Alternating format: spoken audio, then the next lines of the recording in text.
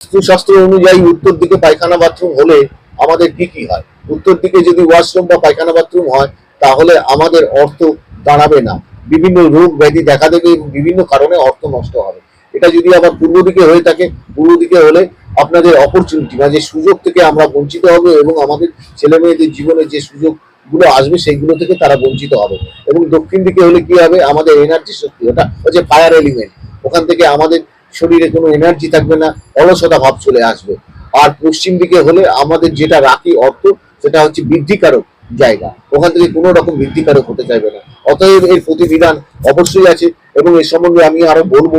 আপনারা বড় ভিডিও দেখবেন, অনুষ্ঠান দেখুন, সাবস্ক্রাইব এবং লাইক শেয়ার করুন, আর অন্যকে ভালো রাখার চেষ্টা করুন, আর বাড়িতে এই মঙ্গল ঘট প্রতিষ্ঠিত করুন। এই মঙ্গল ঘটে আপনাদের জীবনের অনেক অশুভ প্রভাব থেকে আপনারা বঞ্চিত হবেন এবং বাড়িতে যারা থাকবেন তারা সুস্থ